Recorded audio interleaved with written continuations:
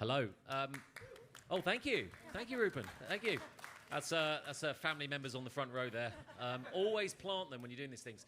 No, so the beauty of this is you've obviously heard way too much from me, and what we want to do always with this event is trying to get the best of breed for all of our sessions, and actually have other experts chair things, moderate things, give their point of view, and that's exactly what we've done today. And if any of you watched the morning sessions, you'd see that a lot of the narrative is around obviously simplification, but also outcomes. My God, how many times did that get mentioned? If you were playing outcomes bingo, you would have definitely won by now.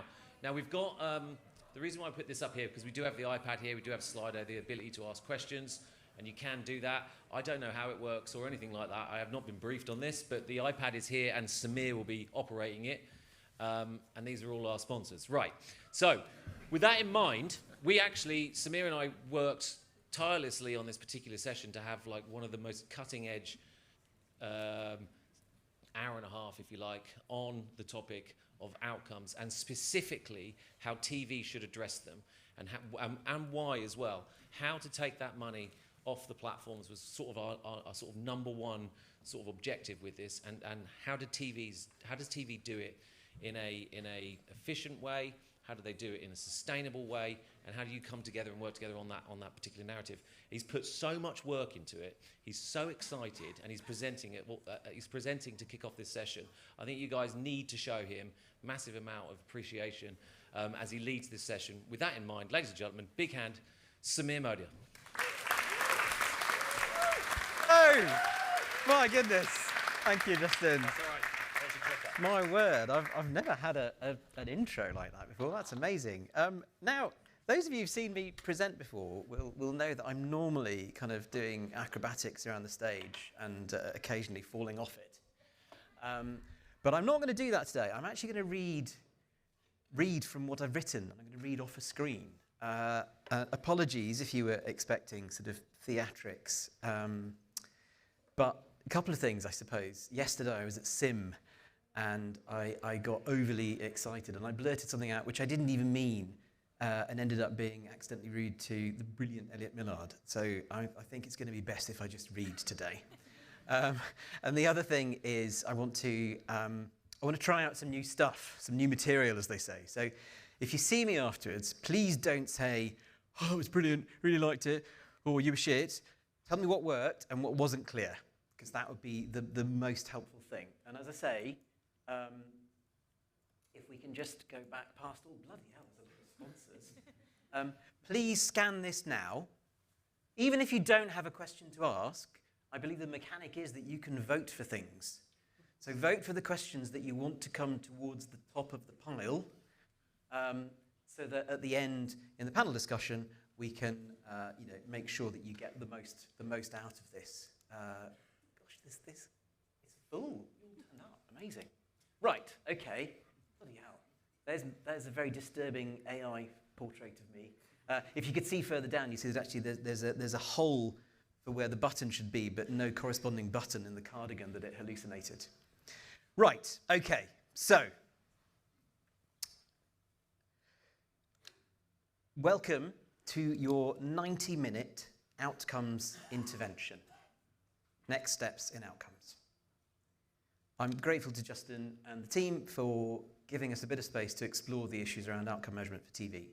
And you're going to hear from an amazing group of speakers and panelists, and together we're going to help you understand three things.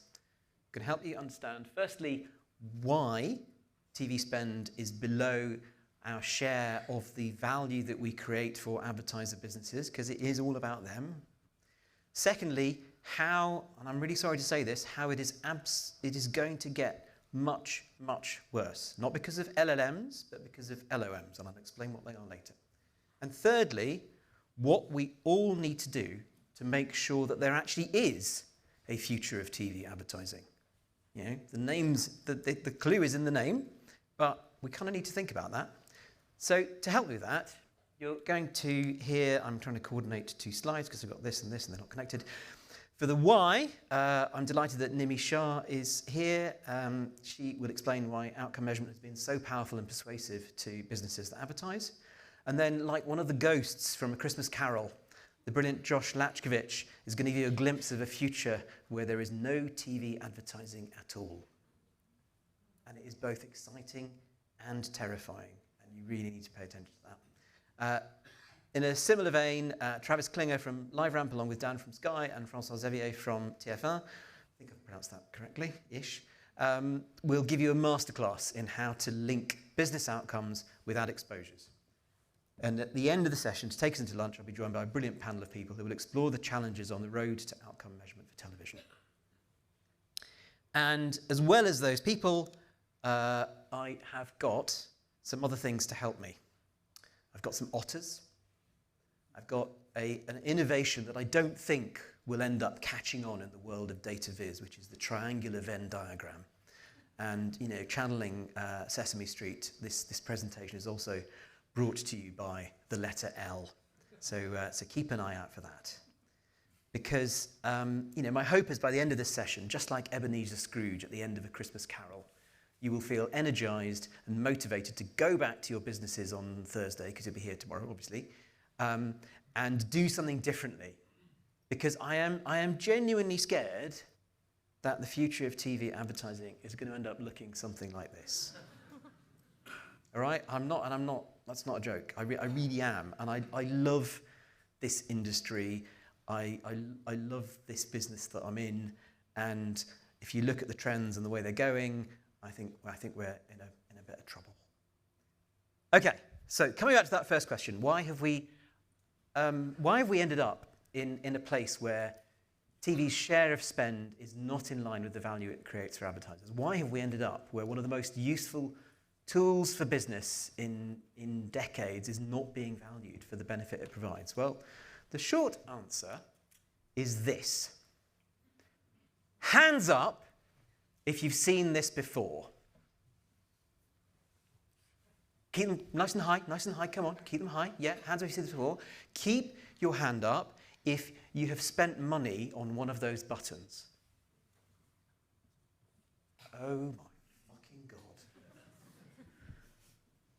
Okay, if you work in TV advertising and you haven't, you really, really should. Frankly, just go now. Or at the break, go fire up a browser, spend 10 quid sending traffic to your site, because this is Google's little shop of outcomes. And, you know, tens of billions of pounds are going to be spent on those buttons in Britain alone this year. And about £2 trillion, we're getting used to trillions these days with Mr. Musk, aren't we? £2 trillion has gone through interfaces like this in the past 10 years. This is Google's little shop of outcomes. And every year, millions of people come to this shop to think about what outcome they'd like to buy for their business. Do they want visitors? Do they want sales? Do they maybe want leads to their sales team? And whether we like it or not, that shop has completely changed the industry. And rather than clutching onto our pearls and onto the past, we need to think about what it means for our futures. Now, this afternoon at 2:50, I think, Tony, is that right? You should go and see Tony's presentation. He sat down here at the front. He has some fascinating thoughts on the future of JICs and joint industry measurement. Well, the charts he's going to talk about is a version, if I can get it to move, go on, you know you want to, is a version of this. This is total media spend in the UK over the past 25 years or so, but rather than split it by medium, Tony had the genius idea to split it by whether that medium has a JIC or no JIC. And it's a really simple split, but it's really shocking when you show it this way, the way Tony has. And it tells us something very clear. Advertisers, large and small alike, simply do not worry about measurement quality, independence, transparency, all that jazz in the way that, if you'd been in Copenhagen a few weeks ago, the audience measurement community does. But you know me, I can't resist tinkering, right? So I've had a go at adding something else to this chart. And can I just check, this is a question for the people backstage, am I getting twice mic'd or something? Or is it okay? I'm okay, you can hear me, fine. I can sort of hear my own voice back, which is slightly disturbing. I can't resist tinkering, so I've had a go at adding something else to this chart. I've taken some estimates of the amount of money that goes into each of those boxes that we just looked at, across Meta and Google and others, to figure out how much money is spent on buying outcomes rather than buying reach, impressions, audiences, all of those things that we know and love. And you're going to have to trust my maths on this. I was a few years at Google, so can make some reasonably educated guesses, give or take. And so I think we'll publish this as well, so everyone can kind of have a kick at the analysis and tell me what I've got wrong. But if you add on outcomes, then suddenly you see a different picture. You know, as Josh will explain to you later, in most cases today, advertisers using the platforms don't even pick an audience. They just run with open targeting. And they let the outcomes data drive what the audience should be. Their audience, if you can call it that, is a result of what they do, not a choice that they make up front. Now, you're probably thinking, yeah, whatever. We're fine in video advertising. The answer is, I'm afraid, no, we are not. So here's the same analysis for all video ad spend in the UK. It's a bit crude because, funnily enough, you know, Google and Meta don't like sharing that data, but they had to for the CMA a few years ago, and the appendices of the CMA report, if you're a data geek, are really rich reading. And you can figure out what's happening. And you can see, I reckon, that by 2027, outcome-bought video ads will have overtaken audience-bought video. This is ad buys where you spend money on showing a video ad to people, but you only pay when they do something, not for the privilege of them seeing the ad. And there's a sting in the tail. Are you ready? I hope you're all sitting down. So that light teal, will we call it that, block is the is BVOD spend. So this is public data. This is from WARC. And if you look at where it's headed, I reckon if you eyeball that, by 2027, just about half the TV money in the UK will actually be barb traded. And I was nervous about showing this. I was thinking, shit, am I allowed to show that? But it's widely available data. I'm not showing you anything that you couldn't figure out for yourselves. And if that sounds bad, just you wait for the otters. Because they are absolutely going to fuck us over. You think I'm joking? I'm not. This is deadly serious, folks. I'm worried about the future of industry, and there you are laughing at the otters. Come on. So this is Ethan Mollick, who does a compilation of a prompt, which is, give me an image of an otter on a plane using Wi-Fi. And in the early days, the images were frankly disturbing. I mean, what even is that? It's like otter roadkill. Jesus. Sorry, I've disturbed myself now. But you know, look at how good they've got in a few short years. And you know all this. You didn't come to hear about how AI is cool. But what you need to know is this. The platform's ad stacks are 20 years old. And they've now got indigestion because of the glut of AI-generated creative that is choking them up. And there are too many ads for them to sift through to make all that stuff work. So they are rebuilding them. The dividend of all of these trillions that are being spent on modeling and development and AI and NVIDIA and all the rest of it is a hidden benefit, which is they can take that new modeling approach and apply it to all of the data that advertisers have given them over the decades. And you know, whatever we may think about them as businesses, as a geek, I can tell you those models were already some of the most glorious things in the world of planet-scale data science. And they are about to get a massive fucking upgrade. Because they have got years' worth of sales data freely given by millions of advertisers. And if we've learned one thing about AI, it's that it needs training data. It needs lots of training data. And in the case of these models, rather than training them on meeting transcripts and books and whatever crap there is on Reddit today, they're being trained on sales data from millions of advertisers for billions of people, all freely given. So the tragedy here is that unlike ChatGPT or Claude or Gemini, you know, choose your poison, you can't ask those models questions. You can't interact with them directly at all. The only way you can access the rich learning and knowledge that is hidden in those models, and they know more than the entire marketing community on Earth that has ever existed has ever known about marketing in some limited ways. You can pick a fight with me afterwards about that. I don't think that's fair. I don't think that's fair at all. And that brings us to the triangles, because to finish this intervention, I need to get you used to thinking about how we combine exposure and sales data to figure out what is going on. You with me so far? You soon won't be. This is a triangular Venn diagram, and I'm already regretting devising this thing. So the idea, you know, marketing effectiveness should be easy, right? We've got the ad exposures, we've got the outcomes, just link the two, which is the green bit in the middle, because yellow plus blue, I think, makes green, does it? Hope it does. And you figure out what's going on. Did the first thing ideally cause the second thing? And this is what we used to. This is MMM, everybody. Lovely, beautiful, perfectly curated barb data. Lovely, beautiful aggregate sales data, but they can't touch. Because then you might know who the panelists are, and then the world ends. So you have to keep them separate, but you build a model between them to figure out what's going on. It's a model with a tiny brain. It can only learn a little bit. So it can only learn a few things, all right? So what else could we do? Well, actually, this is what's been going on. So there's MMM. There's causal experiments, kind of small amounts of overlap. You can have a control group, you have an exposed group. These are the pre-Otter models. And there on the right is the Otter Maximus. That is the thing that is going to fuck us all over. And I'm really worried about that. So what we've come up with is an alternate way of doing it, which is a hybrid outcome model. Doesn't have a very satisfying acronym, I'm afraid. The idea is that you take large-scale ad exposure for the entire population, if you can get it. You take a multi-outcome behavioral panel, and I'm already out of time. It doesn't show a negative, so I don't know how much time I haven't got. Somebody put a minus sign on the timer, please. And thirdly, you take large-scale tags and CAPI data. And of course, what you get is, you all know this, that's what Lantern is doing. It is the best effort that I think that I've been able, with other people to come up with, to try and get close to where the otters will be. All right, this is the anti-otter device. It's really bad now. We're attacking otters. What have I done? Anyway, so that's the idea. And you just read this afterwards. I'm not going to explain it to you now because I've run out of time. But it will help us leapfrog some of where we are now. This yellow thing here is the weedy MMM. Its brain is now... Do you remember that Larson cartoon? Please, sir, can I be excused? My brain is full. No?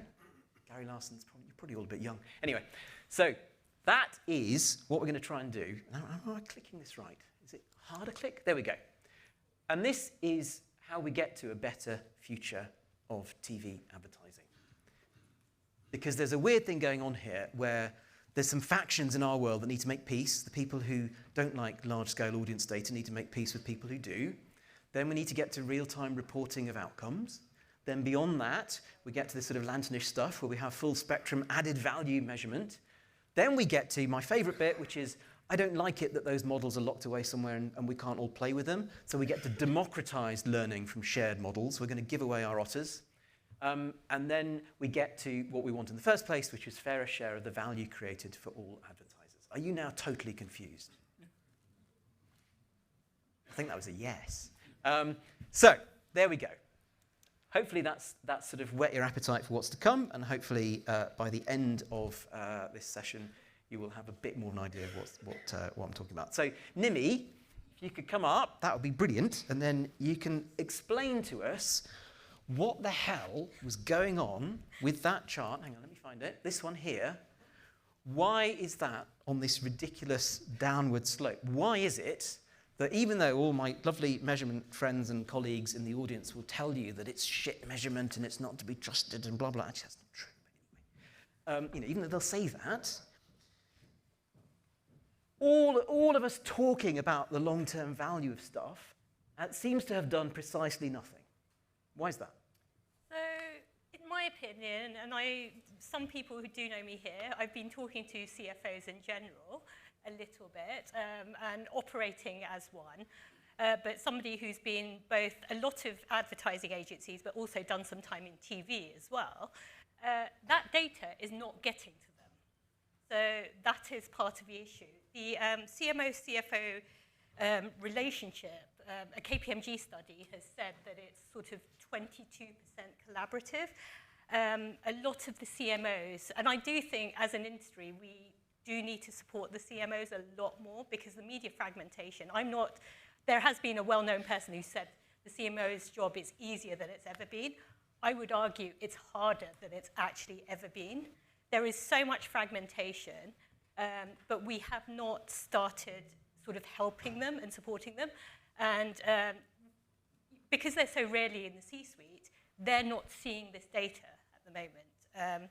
So I think it's just sort of when you've got... No, there's people in this room who have spent 20 years, Field and Binet, all the rest of it, years and years of amazingly communicated stuff. Are you telling me that hasn't reached the ears of any of these CFOs? That's terrifying. Well, so 120 years, so, you know, a lot of these CFOs have been coming into the role. Okay. They've got a whole P&L to look at. So marketing is a very, very small proportion of it.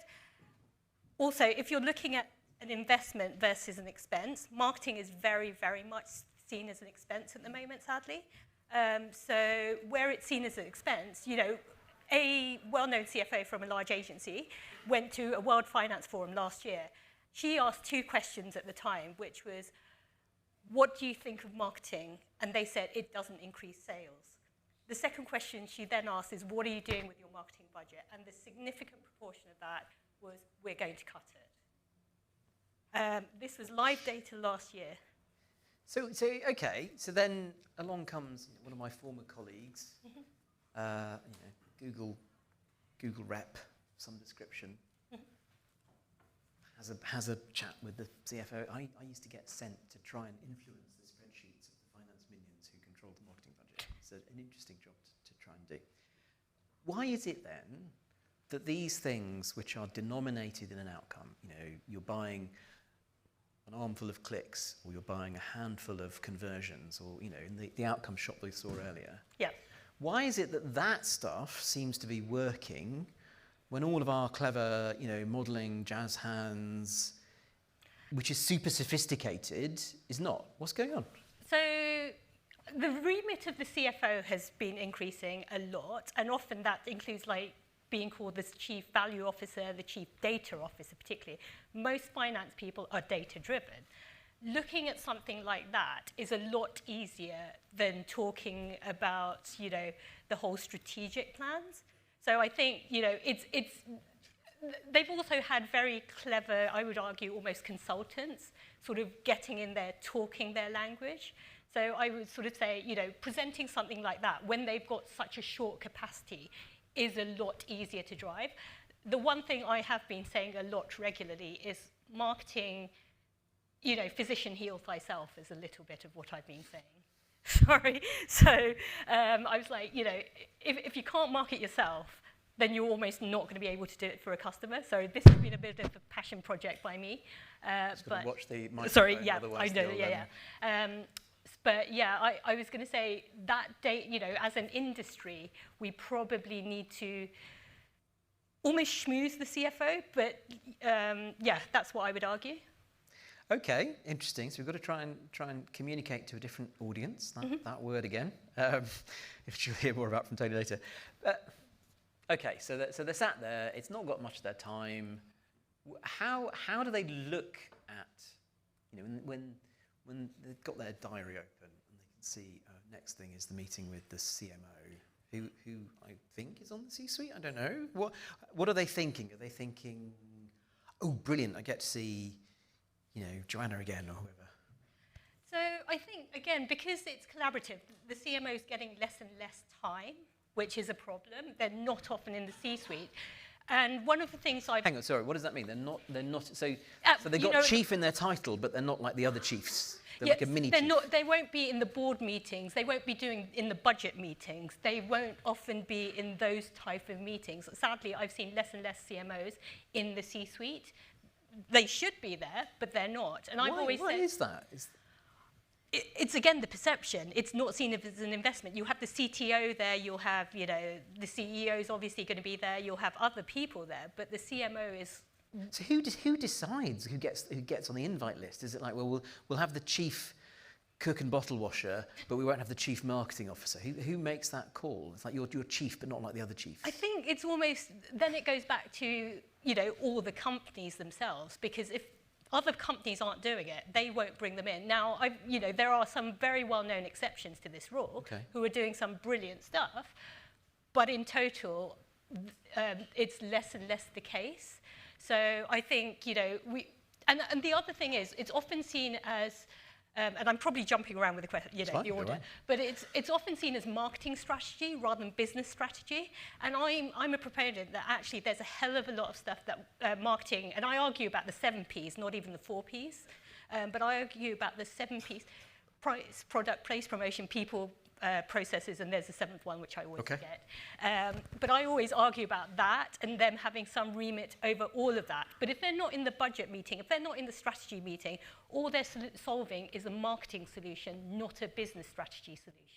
And that is where it's not seen as an investment, it's seen as an expense, and it's not seen as... That's fascinating. So they're looking at these marketing people going, okay, you're kind of, mini chief, a mini gark, and you're not coming to these meetings because we don't think that you actually care about the business?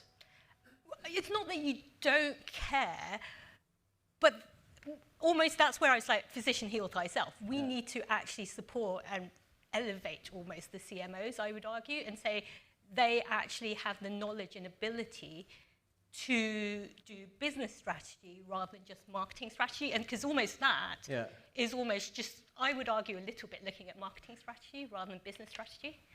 Okay, so they're not seen as actually doing stuff for the business. So when these metrics come through... Well, because that first stat that I just said, which is not increasing sales, well, they're like, well, if it's not increasing sales, then what on earth is it doing? Because ultimately, what they want to know is, when we spend that money, is there a potential customer that we can engage with that is going to buy our product or service or whatever? And what sort of time horizon out are they looking? Well, obviously, we have got an issue with short-termism a little bit, especially with the big groups. But the smaller groups have a little bit more flexibility. And, we've seen recently the SMEs do 70% of the spend, but they're also driving that sort of downframe. TV budgets have historically been exclusionary just because of like I said, I've done TV, and when I did it, those budgets were really expensive. But now we look at, the sheer types of stuff that TV can do. It can do, product placement, partnerships, all sorts of things. So just getting access and just reducing the cost for them. I mean, obviously, you can't do it with the 1 million, 3 million or whatever, but you have still got sort of smaller,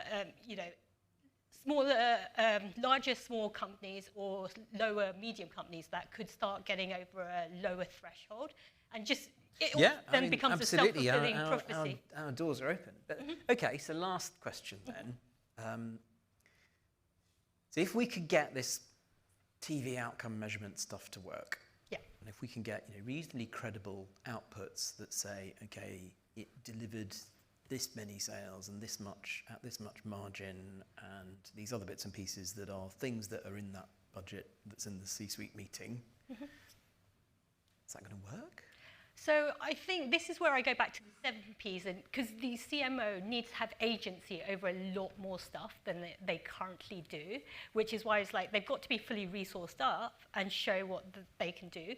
But it's I get that. But if we do all of that, and we equip them with, I suppose, equivalents of the outputs that they're used to seeing, do you think that could help turn the tide? It does. And, when we spoke, I talked about being in CFO meetings where we looked through adverts and talked about the strategy. And then ultimately, there will be a bit of a KPI and ROI and all of that. But first of all, we've talked about what we want to have done, what the business is trying to achieve, what the business outcomes is, and then how TV can help do that.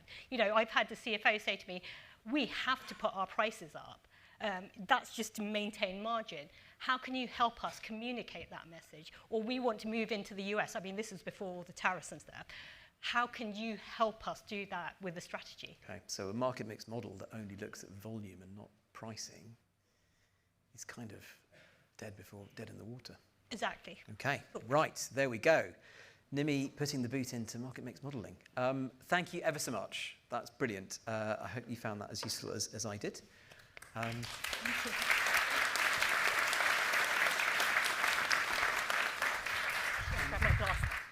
You all right?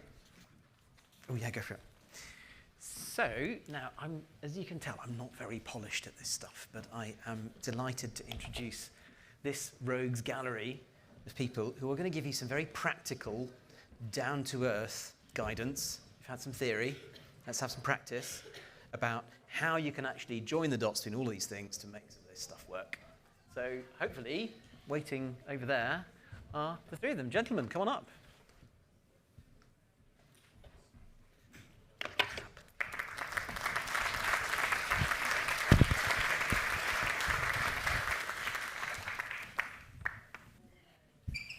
right.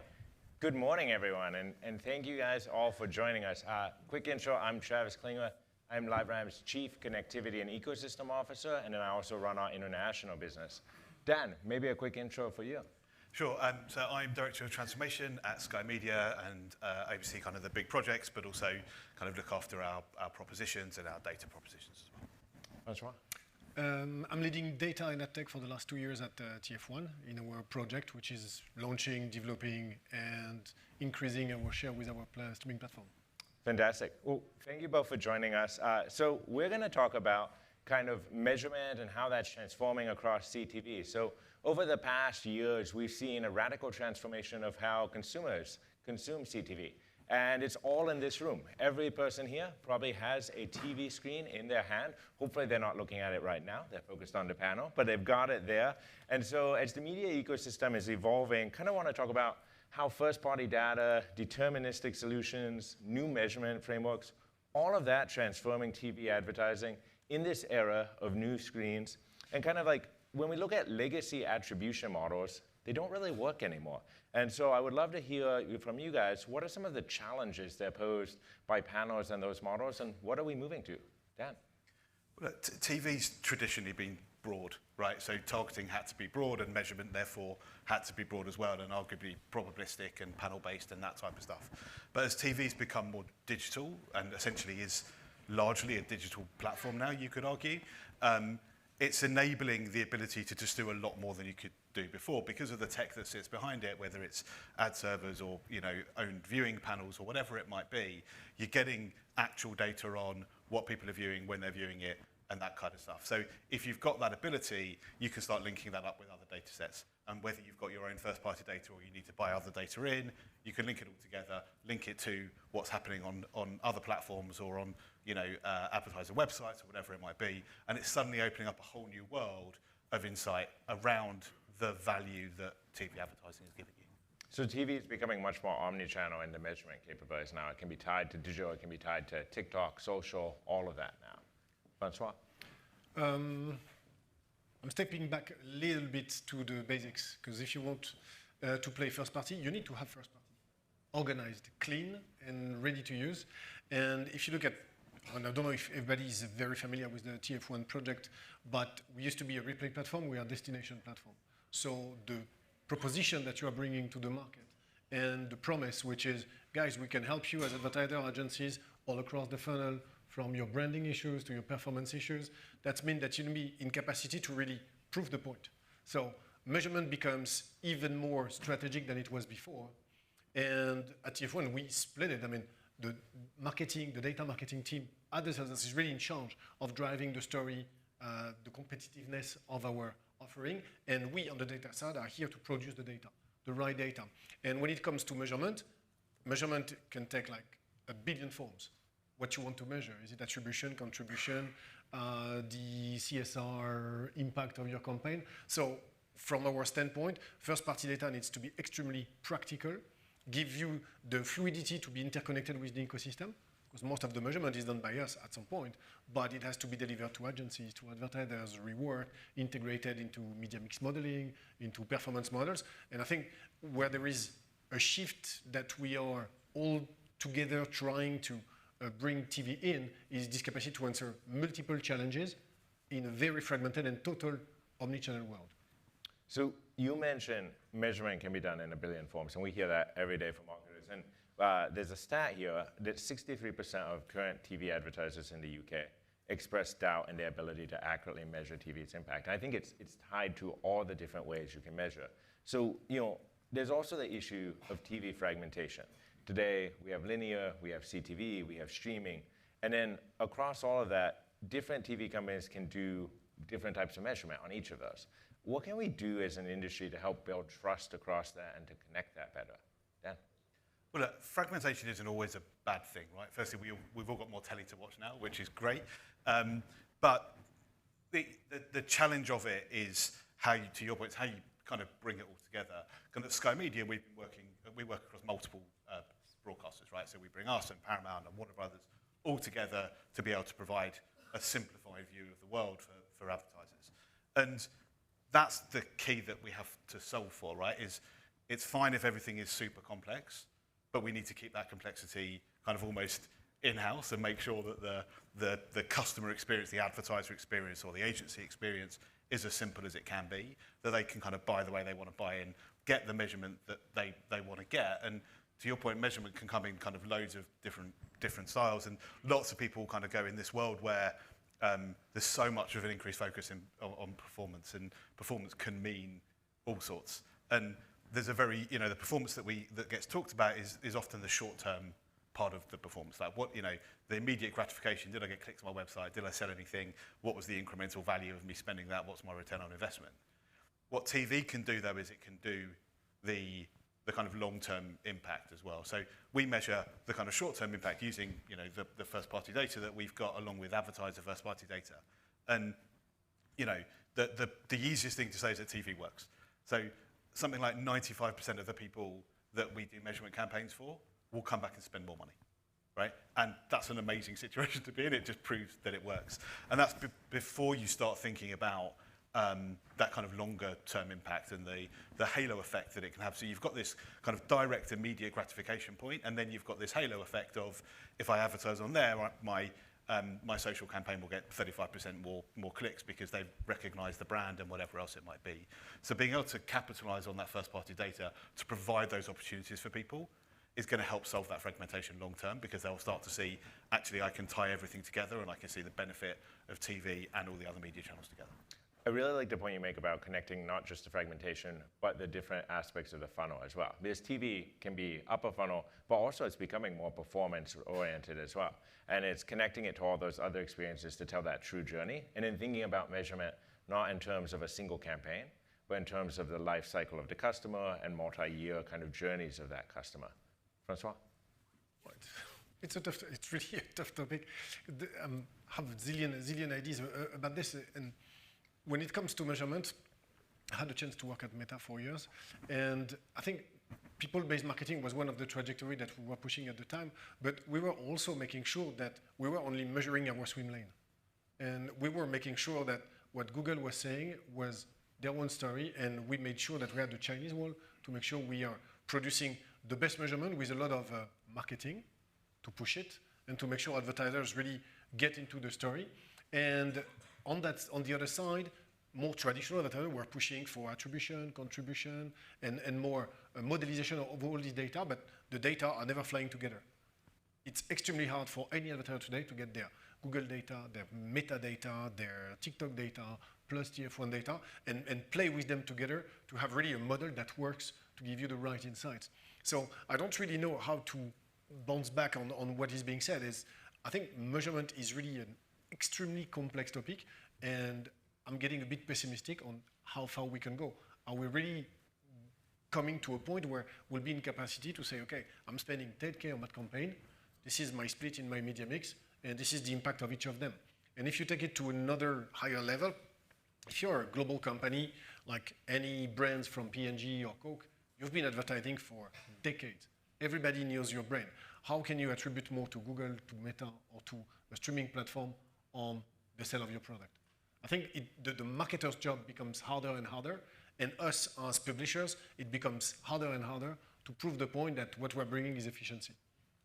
Yeah, so sorry, Dan. I was about to say, I think that what you've seen is the kind of these kind of measurement independence coming up to try and bring those things together, right? And to do that, they need access to all the data, right? So all the first-party data from all the different kind of publishers or sites or whatever else it might be, so Meta, Google, Sky, TF1, whatever it might be, so they can try and compare like for like. But to do that, they need to create kind of a common base layer, which is identity, right? And without identity and without decent identity, it becomes really, really hard to do any sort of comparison. And identity is going to become a real battle over the next, I mean, it's already a battle, right? But it's going to become even more of a battle over the next kind of few years, because as performance becomes more of a factor, the knowing exactly who your ad is reaching becomes even more important. Because if you've got a kind of non-verified ID that, some IPs aren't overly verified versus a subscription or whatever it might be, knowing who you're exactly hitting, you can have the best targeting strategy in the world and the best marketing campaign in the world. It reaches the wrong person because the ID isn't verified, becomes really, really hard to drive performance. So you need this kind, and this is obviously the sort of thing that LiveRamp do now, right? It's the bringing that together so that you can start measuring things alongside each other becomes hugely important. So, also. Just adding one step, just not to be the Grinch of the party. There are some positive moves as well. I mean, in France, we have Médiamétrie, and we can finally measure the audiences across digital platform, streaming platforms, and up to YouTube. So it really gives us the capacity to finally compare the audiences apple to apple. So it's a good start to move to the next step, which is measuring the performance of the campaign. And I agree, coming back to the next question maybe, that identity will be the key. Because this is something where we can solve the connecting point between all the exposure and finally understand who was exposed to what and what was the outcome that you can expect. So it sounds like for cross-screen measurement, a lot of hype right now, but there is reality out there as well and kind of optimism here for the future. Maybe each of you are pioneers in data collaboration. You've kind of leaned into the clean room space before many others have. Can you share a little bit about the results you're seeing and like how marketers are interpreting those results? Dan? Look, I mean, at Sky Media, first-party data has been fueling us for kind of over a decade, right? So AdSmart launched 10, 12 years ago now, which was arguably one of the first kind of targetable TV products at scale kind of anywhere. And that's all been powered by data. And to begin with, people were very, very nervous. And we were going, you can mix your data with ours. It's going to be absolutely fine. Don't worry about it. It's all going to be good. And you know, Sky's got a decent brand. People trust it. And therefore, you know, people were happy to land their data with us kind of. And lots of people still do that with us. They still land it direct. But they tend to be kind of the smaller brands or whatever else who want to just get something activated. They want to reach their mailing list or whatever else it might be. The bigger brands, or alternatively the partners that we work with, the other publishers or whatever it might be, when it comes to enabling the targeting or enabling a third-party data set like a retail media or whatever it might be, there's understandably a lot of protection around identity data, right, or data in totality. So the use of clean rooms is a perfect way to kind of solve that. Everyone piles it into the middle. You've got an identity spine. We bring it back and we can activate against that. And that unlocks a lot of opportunities for advertisers, but also, as I say, we work across lots of publishers. It unlocks opportunities for those publishers as well, because there's no threat of anyone going after each other's customers or whatever else it might be. So we've been on this journey a long time now, and there's no question that you need to offer a suite of options for kind of partners that you work with, whether advertisers or partners or data partners or publishing partners. And each of those have their own benefits, but you can't just have a one-size-fits-all. So the opportunities to work with a LiveRamp as well as going in direct is exactly what we need to do, because then we can service our customers the best possible way. It's interoperability. There's no one clean room. There's many clean rooms, and you have to be interoperable across them.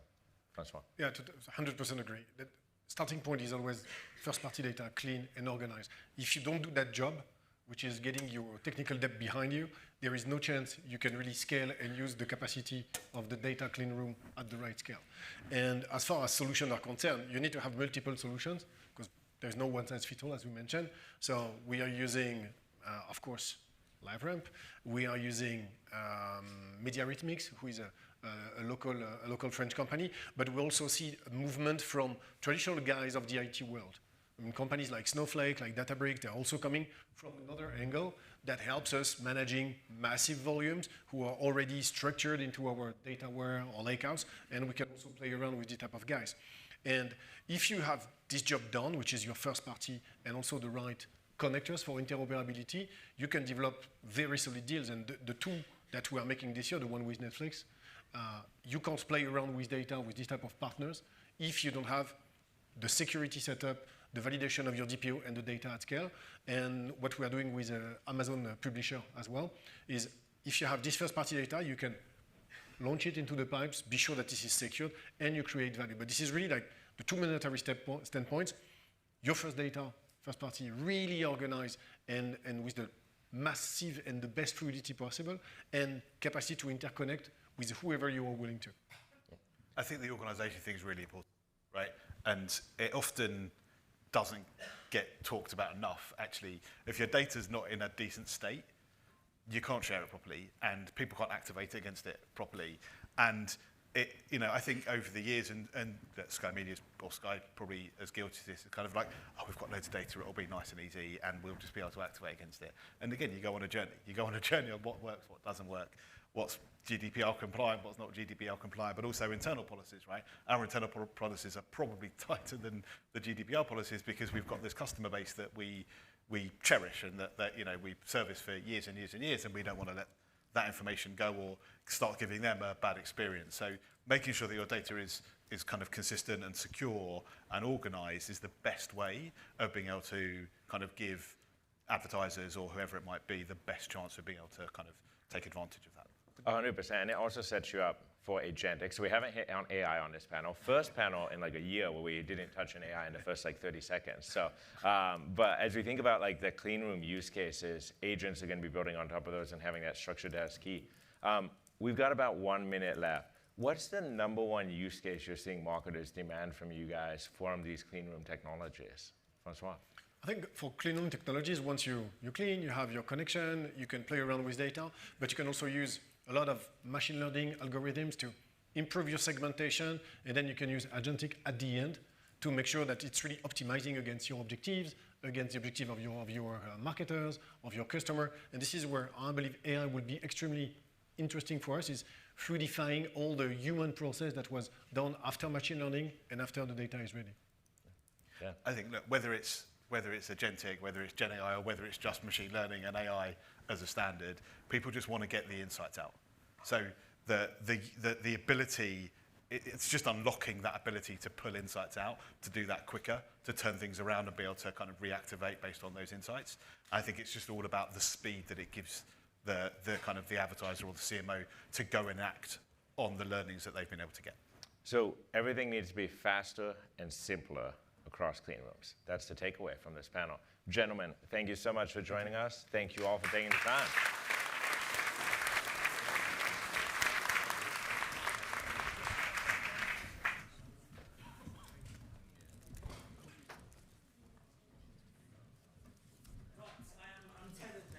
Because I'm not reading off a thing, or maybe just unhinged, I don't know. Let's give this side of the stage some love. Next up is a brilliant chap, Josh Lachkovich, who is in some ways, I guess, a stranger to this environment, in that he's the founder of an agency called Ballpoint, and how do I explain what they do? They're the weirdest of things. Some of you look like you're as old as I am. So there used to be this thing that we call the full service agency. Hands up if you remember that. Jesus, I am that old. Okay, a full service agency was a thing that did creative and media all in one place. And today we kind of think of that as alien because we've all got our swim lanes. And Ballpoint is that weirdest of things, which is, time has come around again. It's the sort of circle of life, pendulum swinging back, whatever you want to call it. They are a modern full-service agency in that they have creative teams, they have writers who can come up with good ideas for ads, and they have media people who know how to mash all of the buttons on Meta and on Google, like the ones that you saw earlier, right?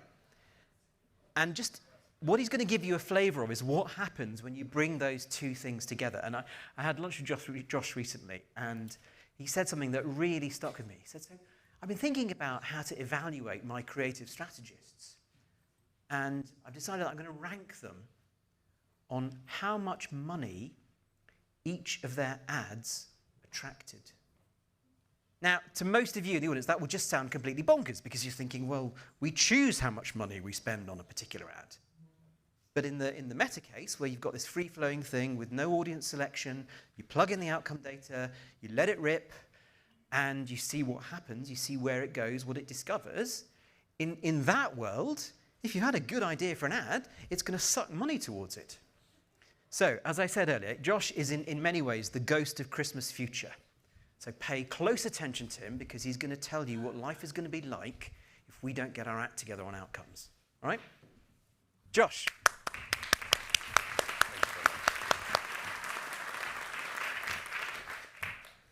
Good morning, and thank you very much for that introduction. And I've not been called the ghost of Christmas future before, so hopefully I can live up to it.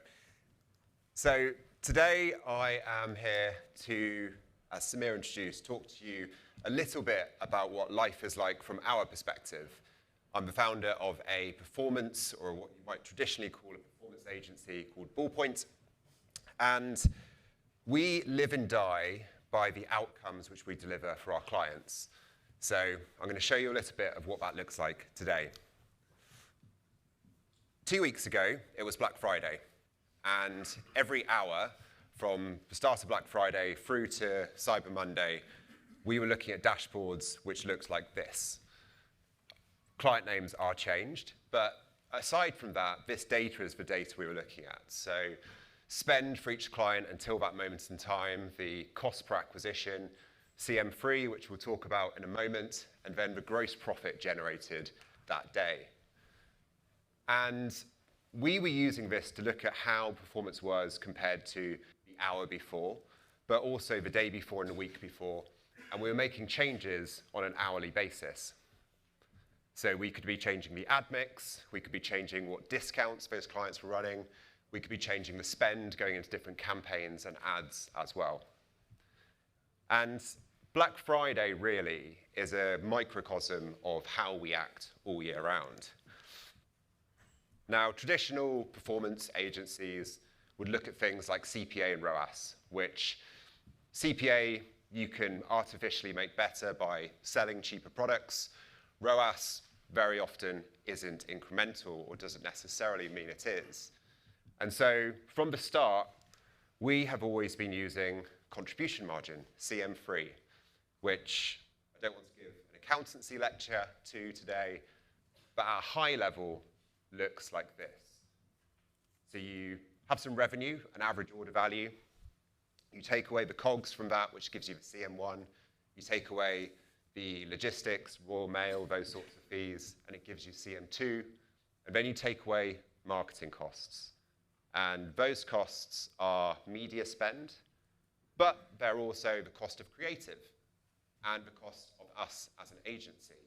All of these things are being taken away in this CM3 figure for our clients. So whenever we're working with clients, not just on Black Friday, we look at this CM3 figure. And we multiply that by the number of orders they've had to give us a gross profit figure, which we track on a daily, weekly, and monthly basis. So when you look at these charts here, and you can see that gross profit stat, the client in the bottom left, which we renamed Avila here, had a gross profit target of £25,000 for this Saturday, which at 11 a.m., just over 6K, you can see we were quite far behind. But this is the reality of how frequently we are kind of making changes and staying on top of things with our clients. Working like this means that there are a few things which change in the agency-client relationship. First of all, I found it creates much, much better alignment with the client because we are talking about the same important numbers, which are the bottom line numbers which actually make money. Second, perhaps quite unusually for a performance agency, we are pretty anti-discount. And that is because we know full well, yes, the revenue might look good, the number of sales might look good, but ultimately that net profit and gross profit figure are not going to be that good at the bottom. And then perhaps most importantly, it makes us long-term thinkers. Because if we want to have a great relationship and results in 12 months' time, we can't make short-term bets today which are going to harm those things, while also still needing the short-term results as well. Now, in practice, what that means is we're set up quite differently to how we operate. And Samir touched on the creative strategist ranking, which I'll show you in a moment. But as a starting point, we run between 4 and 20 creative concept tests every single week for our clients. And they usually come with variants. There might be 3 to 5 variants, which means that for our bigger clients, we're running about 400 creative tests every single month. That pace is reinforced by this process. So we have a growth strategist who sits somewhere between a planner and an account person in a traditional agency, and they brief their creative strategists on what's needed. The creative strategist goes away, comes up with those ideas and briefs. They hand it to the creative studio, or increasingly, maybe create it themselves with AI. The ad goes live into testing, and then we make a decision whether we want to kill it or scale it. Now, the timeframes for these is 7 days on the first part. So from idea to an ad being ready and putting it live. And we make a judgment, usually outside of Black Friday weekend, of about 5 days, which is enough data for us to understand if this ad will be successful or not. So this process, this fast process, goes through this experiment framework. We start with ideas, we create experiments off the back of them, we put those ideas into testing, and then kill them or scale them, call them winners or losers. And the impact of those results gets fed back into the next creatives we're running, the briefs we're writing, and also the ads currently in production if we think we can make them better. As touched on just a moment ago, a few weeks ago, we came up with this dashboard for the first time. Why is it counterintuitive? Because Meta ultimately spends where it believes there is performance to be gained. So for Meta, the best ad is the one which it can serve to as many people as possible and get the most results. And so for us, we want ads that generate lots of spend per ad. And so names of our team have been changed here, but we have this as an internal dashboard at Ballpoint. We also have one for our video editors and for our designers as well to see and create some competition between them. All of this together means that you have a happier client relationship because we're leading the conversation towards actual profit, towards actual growth, incremental growth. The CEO, obviously, is usually quite happy with those things. And increasingly, we have conversations with the CFO and COO as well, where we are talking to them about net profit, about OpEx, about gross profit. And so rarely for an agency, perhaps, we have pretty strong relationships with our CFOs as well.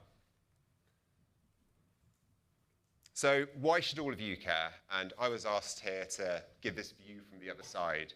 But as I was reflecting on this, I thought about our clients who are brands doing between 1 and 10 million pounds of revenue a year at the moment, startups, small businesses, but those who are scaling as aggressively as they can. And for all of them, TV is still the thing they want to do in 2 or 3 or 4 years' time. It's still that pinnacle of where they want to get to. But for the last 2 or 3 years, they've been working with us. They've been thinking in these terms. And part of that is us asking them, but also it is them asking us as well. And so, as a last thought, the brands doing 10 million pounds of revenue today who might want TV tomorrow will start expecting this of their marketing. And so that is why I'm the ghost of the Christmas future. Thank you very much.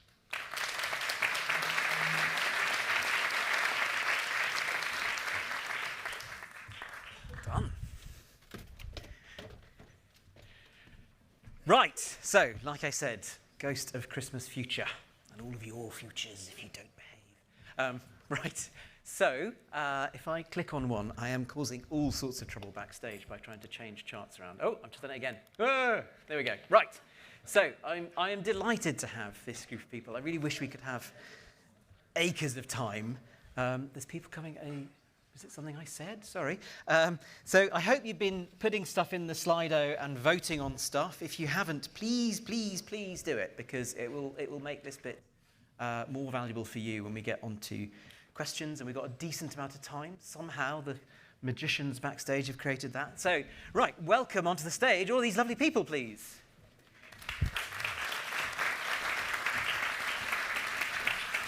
And normally the drill is that you sit under your image, but that's going to be really tricky unless we do it sort of remember University Challenge when they had that? I used to think that they were above the other people. I never really, that's how stupid I am, really. There you go. Anyway, right, so we have an amazing group of people. I am not going to introduce them. You all know how to use your phones and LinkedIn. If you want to find out more about them, go ahead. Not interested, because we've got too much to get through. Okay, so without further ado, Ricardo, we've had Josh talk to us about SMEs measuring results in real time to hit the profit target for that day, that hour, maybe. And yet, as we heard from Dan and others earlier, traditional TV measurement operates on more, how can I put it, gentlemanly timescales. You at Virtual Minds, you're enabling kind of real-time delivery. I somehow imagine that in Germany and Austria, that might not be the easiest of things. And so I'd love you to talk about the barriers pulling you back and the accelerators that you've used to kind of accelerate your journey into outcome measurement. Thank you. Yeah, I mean, outcome measurement is really, really important because we need to show the proof of value of linear TV, but I think outcome measurement is not everything, because it's good to show the value, and even in the UK, you're very advanced because you're collaborating and you're working together to have, with Lantern, a really a new standard in the market. In the west part of Europe, it's really much more fragmented. Of course, Austria is a blueprint, is a benchmark, because they changed the whole currency and the measurement behind, together with the JICS, with the AGTT. In Germany, we have the AGF, and especially, for example, with ProSieben-Set1, we are using the ex-post panel data to modelize it and to put some HBB TV data within the panel. We are trying to bring it together with the HBB TV. Does everyone know what HBB TV is? Give a quick show of hands. Wow. That's more than I would have expected, less than I would have liked. Do you maybe just, it's the operating system that time forgot. Yeah, and I think, but coming back to the Google slide, to the Google shop of outcomes, I think it's not enough to just measure outcomes and show the value and prove the value of TV. It's much more important to have a measurement which you can then combine with a predicting model, because, I mean, why are the platforms so huge and all the money is flowing to the digital world, to the platforms? Because they are optimizing based on outcomes and not just proving that they have a great value. And we really need to see how we can, as broadcasters united in Europe as a standard, coming to a better optimization of linear TV based on outcomes and real-time data. I'm going to push you a bit on this. So, what was the most annoying thing that happened in terms of a barrier to progress in the past 2 years?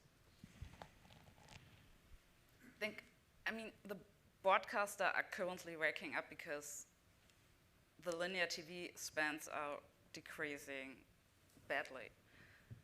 I think the most annoying thing is always the broadcasters see each other, not in the UK, but in the other parts of Europe, as competitors. And so it's always a discussion about, I have my agenda, and I don't want to give anything away because maybe the other broadcaster earns €2 more than I am earning. And I think that's really annoying, because in the end, that means that all those money is going to the platforms. It's not about fighting. I mean, the platforms, they're accelerating, or they have all those euros spending at their inventory. And it's not about fighting, gets RTL €2 more than ProSieben-Set1, for example, in Germany. It's about how can we come together to get the money back who's currently going into Facebook, into Google, into Netflix. That should be the question. I'm not sure if we are at that point currently, but we are coming closer. One of the things I was trying to do with the Venn diagram and probably failed was there's one of the things we've learned this year with the Lantern stuff is that getting hold of very large scale ad exposure data at device level is something that people have very different opinions about. You know, if you're in the TAM world, historically that's been a sort of, second-class data citizen, and we have this beautiful panel kind of made by unicorns. It's really well engineered and all of that, and then there's this other data, but actually for outcome purposes, getting hold of that large scale data is incredibly powerful. Aaliyah, in terms of the you've been at the heart of the kind of Lantern analytic effort, if I can put it that way, and there's infrastructure challenges here. Got multiple broadcasters who traditionally are, arguing about €2 here or there, or maybe it's pounds, I don't know. That's the one we use, isn't it? How do you build something that benefits everyone without creating yet another walled garden? It's an interesting question, and I think it goes right to the heart of why Lantern exists. So when we were thinking about Lantern, we were trying to overcome this challenge that we have in TV, where TV is already fragmented, it's not simple, it's very complex. And when we look at from an outcome and measurement space as well, we find that there are different broadcasters who have their own measurement setup. Some have got small, some have got big, different KPIs, different methodologies and stuff. And so at the end, like, advertisers have to go through different systems which don't speak the same language. And if we continue that way, basically, we would end up with multiple closed environments, just like we have with the platforms, which wouldn't benefit TV at all. So to overcome that challenge, we came up with Lantern, which basically avoids that. And so it's by design a very collaborative project. It has got shared definitions, shared standards, and it's collectively pulled together by the broadcasters. And none of the broadcasters, not one of the broadcasters owns it or controls it.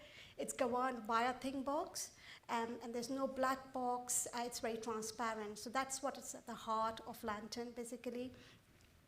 And for me, it's like a beautiful blessing to the TV industry that we have given with Lantern, because it gives advertiser what they need to understand the overall effectiveness of TV by building at the core, a spine of aggregated data from all the broadcasters, including the ad exposure. And then on top, as we showed in your L, it has got this hybrid approach of outcome, where on one side we have got all the engagement that you can capture from the advertiser's website, but then we are coupling that with a panel that gives us diversity and broader metrics. So essentially you get the best of both worlds in a way that is very transparent. And it's just like your Google Shop, basically, that you talked about, but without the walls behind it. And it's sitting on a very transparent and open space, accessible to everybody, and there to be shared, with everybody. So I think that's a beautiful gift, basically, that we have come up with. Wow. You're making this all sound very lovely, but surely there must be disagreements around the table. There must be, the attitude of, oh, well, I don't want to give up that money to this one, and I know I've got the platforms breathing down my neck, but I've got my bonus to worry about. How does that manifest in those discussions? I think we did have disagreements and stuff, but I think at the end, it's about, do you want to win yourself, or do you want the whole industry to win, So in the end, if you think about, we have to sacrifice something to get some broader benefits. And in this case, every broadcaster has sacrificed something, Some might have sacrificed their data, some might have sacrificed their finances, whatever, but pulled together to actually give something very beautiful to the TV industry, an ecosystem that everybody can use and measure TV. Wow, thank you. Now, Michael Murren's sort of steward of Nielsen in EMEA. I don't think that's your formal title, but that gives you the Sounds gist better of it. than the official. Yeah. You inhabit a world where contracts move at the pace of a glacier. I mean, and I don't mean a post-climate change glacier. I mean how they used to move, just to be clear. It might be every 10 years something comes up, and there's these incredibly long planning cycles, and you've got to be there for the pitch and then make it onto the list and sort of get beyond that. And yet, we've seen Josh worrying about what's happening this afternoon. And the platforms are iterating their models constantly. The otters are coming. I promise you, they're going to fuck us over. How do we balance rigor with speed? How do we get the institutional measurement to move faster? Do we need to say, all right, fuck it, we're going to separate all the content measurement from the advertising measurement? Do we need to just shake things up? What do we need to do? The glacier one is a good one because I think it's melting, honestly. Climate change also for the industry. it's interesting because you mentioned that about collaboration in the industry and the good old times where it was like linear TV measurement. You had one panel, so everybody agreed like let's collaborate. We all measure through the same panel. Now things change, right? So you have like all those different fragmentation like SVOD and CTV and BVOD and social and all the buzzwords. And this is, you can't measure that with panels anymore, but that requires even more collaboration. And the interesting part is now that it comes down to first-party data and these type of things, everybody's like clawing to the data and trying not to share too much in order to lose competitive advantage. But I think when you look at it and what's happening in the industry is trying to move away from the linear part and panels into something much more advanced. So for us, panels at the heart of it, like being the source of truth, but they are limited by nature, right? It's a snapshot of the reality. And the more fragmented reality becomes, the smaller the panel gets and the more zero ratings you're going to have. So I think the way out of it is actually collaboration. I have never heard an audience measurement person say that. Well, you heard it here first, people. I said the glacier is melting. So there's a related question on the Slido. Somebody asked, because you were talking about first-party data, someone said, nobody is sharing their first-party data. Is there an opportunity to use third-party data for less precise measurement that at least is scalable or good enough? Thank you for whoever asked that. Well, I think it's something in the middle, because you still need to, just scale alone doesn't cut it, but quality alone doesn't either. So it's somewhere in the middle. And when you see what's happening in the industries, like the collaboration that happens, Bob, with Netflix, like what we did with AGF and Amazon in Germany now, it's like these type of things, that panel plus big data approaches. I think the industry will move, and we see it with some of our competitors as well, the beloved ones, that you go into a world where you have to integrate first-party data, because otherwise you can't measure things like CTV anymore. The time is over for that. So this is where we move. And I see, especially the jigs moving that direction. Like I said, it's slower because of the nature of how they are and how they conduct it and the voting they have. But it's happening. And I think the more you move, the more platforms, the more collaboration with the CTV providers, also with TV broadcasters, the faster it gets. Because, and then to that point, you are always a bit behind on the measurement side because you can always only measure what exists, right? You can't measure before something happens. But I think the gap is getting closer and it's getting faster every time. And while we are talking now about overnight data, somebody in the industry is always asking for live data, for content in order to have better planning cycles to do ad measurement on the same levels. But this is, I think, where it's moving. So for us, it's not so about telling the industry what to do. It's probably by market and by market structure, working with the industry and how to do it. But we're very open to. Ricardo, do you want to come in on that? Because I'm interested. I remember the first time I saw your real-time ratings split by the buying audiences. It's an unforgettable moment. How is that? What's been the experience of that when people see it? I mean, I think the question is, we're always talking about the panels, but the platforms are not selling to the linear TV planners and the agency. They are selling to the digital planners, and I don't even know if a digital planner even knows what a panel is. I hope they do. But they're not used to. They have other forms and other metrics to measure, to verify, to plan, and I truly believe we need an alternative offering and need to get away of this linear, because linear is just video in a one-to-many situation. And if we are not getting away from this silo linear, it doesn't matter if the panels are moving or not.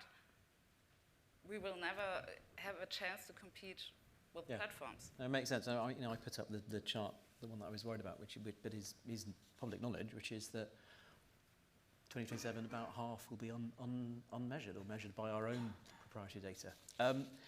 Now, we have that rarest of things, an actual advertiser, Theo from Kimberly-Clark. But he's a sort of honorary FTVA person because he was a former seller at Google. And indeed, now at Kimberly-Clark, you've got this experience of selling Huggies and other things on Amazon, so you're right in there and kind of closed loop attribution that TV can't easily match. And all of that kind of comes back to you, and you've got to juggle this and think about the budgets. You've got complex, dynamics about the economics of paper manufacture. I used to work on Andrex years and years ago, so I still remember a bit of that. How on earth do you navigate fair allocation of money to the things that are going to give you the best impact when you've got all these incommensurate measures coming in? Is ROI even the right thing to optimize to? It's a great question. Thank you for that question. I think, as you said, I'm now at Kimberly-Clark. I was at Google. And I think, just first to give some context, when I was there, I was working with all the major CPG companies from a global perspective, helping them maximize their digital spend. And that predominantly meant YouTube, and that predominantly meant how can we make YouTube more like a TV environment? Because that is what the advertisers specifically want. They wanted to know they could get their reach, that it was on target. They wanted to be able to try and manage the frequency. And then, yes, they wanted to understand how did it drive brand equity. And so actually interesting, the conversation wasn't so much about performance, but it was really about getting that mass reach. And if I, from a very holistic point of view, at the end of the day, what we are trying to do at Kimberly-Clark is go where the eyeballs are and maximize our targeted reach that we want to get in the most effective way possible. And I think when you talk about outcomes and ROI, it would be wrong to try and collapse everything to one measurement outcome, because it does a disservice to the different roles that the different ecosystems play. From our perspective, when we talk about fair allocation, our primary tool is MMM.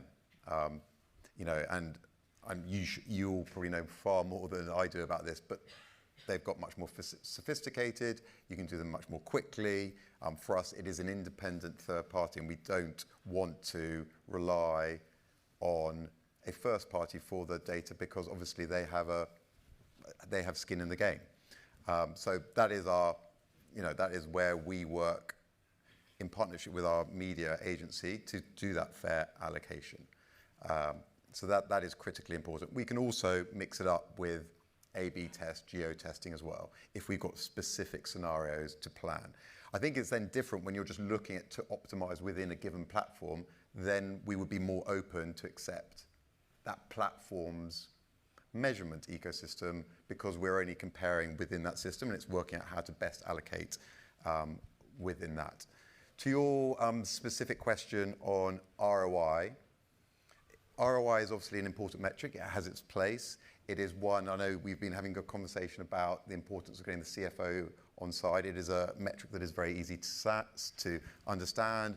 You can measure it. There's a degree of compatibility across all the different platforms. And it also allows you to go after something to optimize and get better and better to make you spend that money more efficiently. However, with ROI, it is also a significantly risky metric. If you just chase ROI, you're going to be going into a cycle where you're optimizing only for efficiency, you're not building your long-term brand equity, you're potentially damaging your future price elasticity. So I would proceed with caution there. I think what we need to do is understand what is the outcome we're trying to drive for the channel that we are spending on. I think when you talk about TV, that is about getting the reach we need to deliver our brand equity and our long-term brand health. And becoming ever more sophisticated to make sure we are reaching the light users that we might not be reaching anyway. So I do think ROI can be done for specific areas, but ultimately you need to have a right outcome for the objective you're trying to push. And if we're with TV, we're trying to build brand equity, it would be perverse to try and use ROI. Thank you. Okay, so you mentioned price elasticity there. And obviously in a typical MMM, don't tell me if you're an MMM practitioner and you include it in yours. In general, people don't. So MMM assumes that the price is static. and yet, you know, in your business, you can potentially charge an awful lot more because you've got these decades-long brands that are still much loved. How do you grapple with that? Well, I think the first thing is it is very difficult. With our brands, there are obviously private label alternatives. We're at a price premium. We understand, you know, we fully understand that you know, the cost of living is having a huge impact on people's ability to spend. But to answer it slightly differently, I think it's very, very important that we spend money on building a brand. So one, that it can justify the premium to the private label, and then in future, potentially, if we need to, use it to increase price. But we will do significant amount of brand elasticity surveys to understand that and see then how does our advertising help improve that. But what I can say is if you're focused purely on performance media, and I think the other point is with our products, they're not so much impulse products. You're going to need toilet paper, you're going to need nappies. If you're trying to get someone to buy immediately, there is a risk that you go down the discount route, which then obviously further erodes margin. So we wouldn't necessarily want to do that all the time. So therefore, it's really important that we continue to build the brand equity and the brand health through the right advertising medium. Thank you. Tom, so I'm trying to imagine what it's been like for you sitting here listening to all this. You know, you're sort of deep in the CTV plumbing, if I can call it that. Is Jeff in the house? That's his favourite word. And you see kind of CTV ad delivery across lots of publishers, and you've got this kind of infrastructure lens on things. What would need to change in that ecosystem to help do some of this kind of outcome measurement that people have been talking about? Is that even doable? Yeah, so that is one of the most interesting things about kind of working at a CTV ad server, right? You see this vast array of different types of advertisers, and then their spends and the trends on those spends right across, you know, hundreds of different types of publishers on a almost global basis. So yeah, that's absolutely one of those things that you do see, and we have seen in the last year or so a lot more kind of performance and, you know, outcome-based advertisers come on board. I think I saw a stat from our friends at LiveRamp, and they said that 70+% of their campaigns now in CTV come with some kind of performance metric attached to it. So where I think that's probably interesting is when you compare it to linear TV. I had a wonderful start to my career at Sky. You know, even nowadays, under 20% of linear, like traditional TV campaigns are performance-based. So I think that kind of goes to your point that, you know, brands are seeing CTV through a completely different lens than how they would view traditional TV. So, I mean, that's a big opportunity, right, for the publishers, and that's why things like Lantern are existing, because a lot of these publishers are smart and they can see, you know, revenues on linear TV declining and maybe brand spend on TV in general declining and going elsewhere, TikTok, platforms, YouTube. And they're thinking, right, like, where's the opportunity for us? And obviously, it is around kind of DTC, performance brands, outcome-based campaigns, and it's incumbent on us to kind of answer your question as an ad server, and actually to any of the other kind of vendors in the audience, that we go out there and kind of get ahead of those requests and build connections before they're kind of required. And Publica has spent a lot of time over the last few years building those connections. So we now have kind of direct connections to DSPs like Vibe in the US, Mountain, TV Scientific, who are really laser focused on the kind of performance and outcome side of the market. And actually, at my time in Sky, I was always slightly terrified of performance and outcome-based campaigns, because you'd be sitting there on a rainy Wednesday or Tuesday morning in December, and you'd get a call from Sainsbury's, and they'd say, yeah, we're Kimberly Clark, and they'd say, yeah, good news, Tom, we've got an extra 60 grand in kind of cash that we're going to spend before Christmas. And then I'd be telling David Fisher, who's somewhere in the audience, my old boss, that he could double the size of his turkey. And then they'd say, look, it's an outcome-based campaign. We're tracking conversions on the Sainsbury's website. And at that point, everything would go wrong, because then I'd be like, right, well, if you could just send this DPA to your CFO and this NDA, get that signed off quickly, I'll pop over to the ad server team. We'll just check we've got an integration with your data clean room, and so that we can pass the first-party data so we can track the conversion, and then the money's gone. And the turkey has shrunk. Exactly, the turkey shrunk. We're just getting the kind of crown instead of the full turkey. So the butchery detail, yeah, it's just the exactly. crown. So and then it was a lean Christmas in the Page household. Oh dear. We've gone on a around tangent. we're sort of sticking with Christmas Carol in a way. Okay, right. So I want you to imagine, another Christmas future. Then this is the rest of the panel. Let's say Tom has sorted out all this plumbing stuff and has kind of managed to link things through, found an easier way of doing it than the sort of clean room and the 7 DPAs that you have to sign. Haven't we just recreated fancy DRTV? Is there anything wrong with that? Don't know, you tell me. Yeah, I think so. I think... I've gone off script, folks. I think, there is Well, no let me explain what I'm getting at, which is, there is this... When I talked about Lantern at ASI, it's weirdly like preaching the benefits of Christmas to a room full of turkeys, because they're all audience measurement people. I am going to double down on this theme. This is my hill. I'm going to die on it. I remember afterwards, Mike Sainsbury, who runs ASI, he came up to me afterwards. Very good, nice presentation, but it does feel like TV's throwing in the towel. And his point was that we've given up on this sort of long-term brand building piece. You've heard Theo talk about that, one of the rare voices that will do these days. In a context where you're just linking a sort of like a Twitch response, a sort of ad exposure here, and then something happened here, how do you get beyond that to actually have a fairer reflection of what's going on?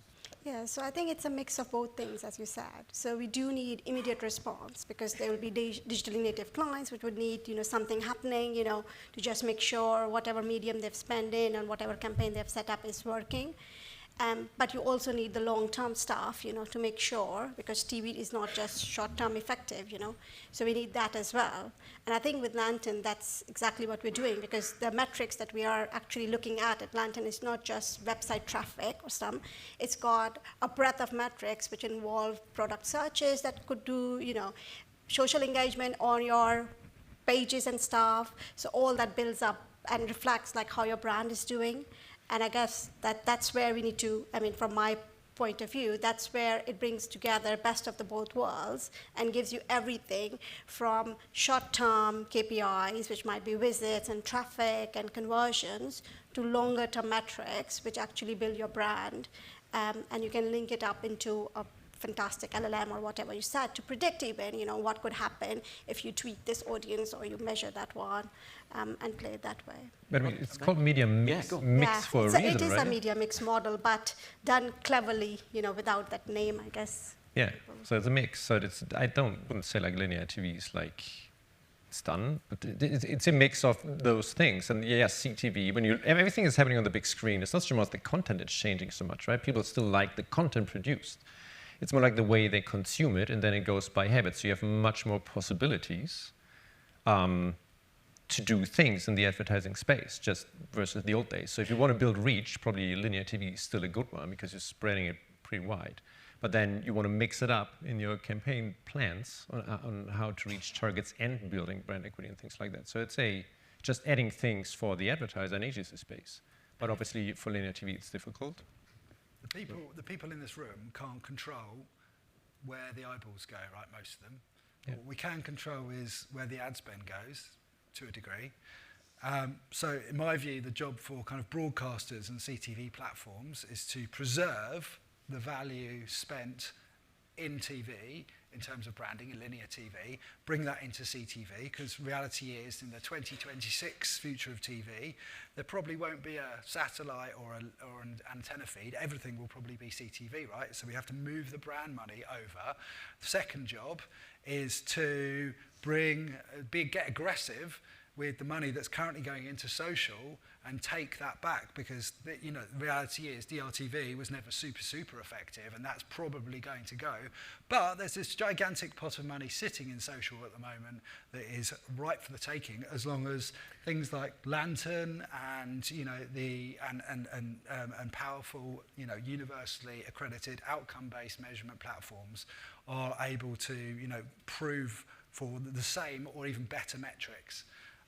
That there's an effective. All right, thank you. No, Ricardo, you looked like you were going to come in on. I mean, the critical part is to bringing those data worlds together, because if you're able to bring the linear data and the digital data together, then you can really create a full funnel marketing campaign. And that's, in the end, the critical part. And even for branding, I mean, if I want to do branding spots, that doesn't mean that I'm not going for outcomes in another medium.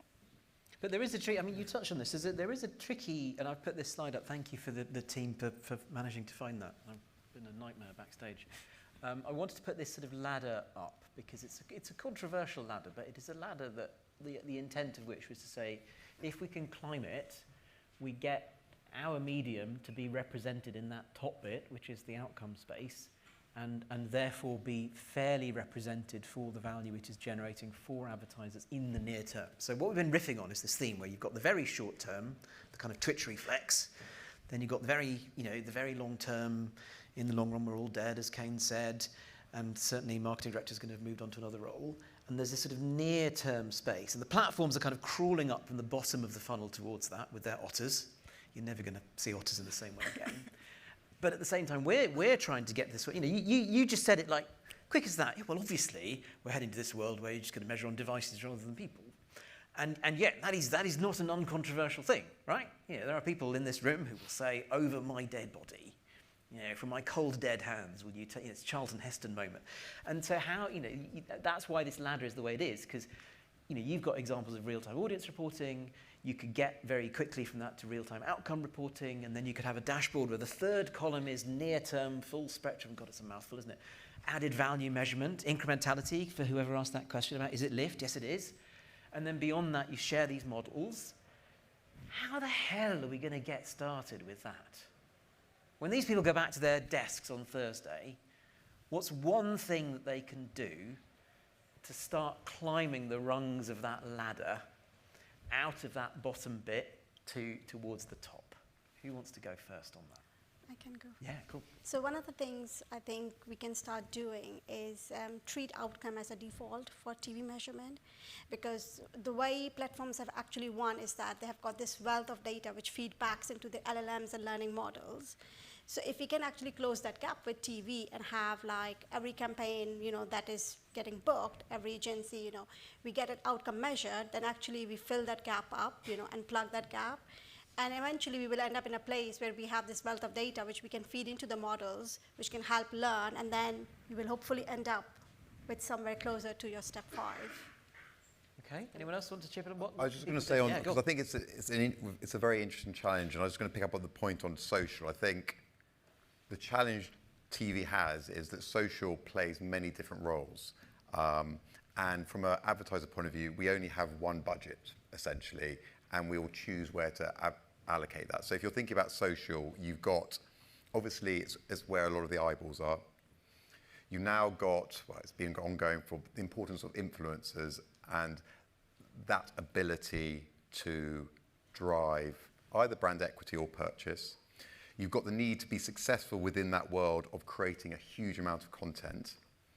So that, again, is a cost. And now you've got the sort of trend coming of where the funnel on social is collapsing.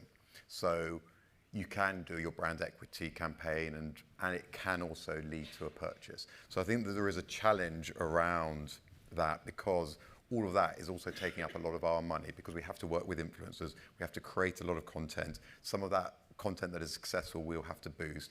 And while it might be primarily a brand equity play, because it's so easy to purchase on TikTok Shop or whatever, there is that promise as well. So it's an interesting challenge.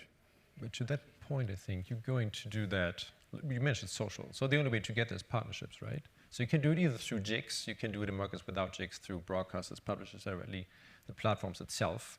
But at some point, you need to think about starting somewhere. It has to be in a trustable, comparable way to not just benefit one party on behalf of the other.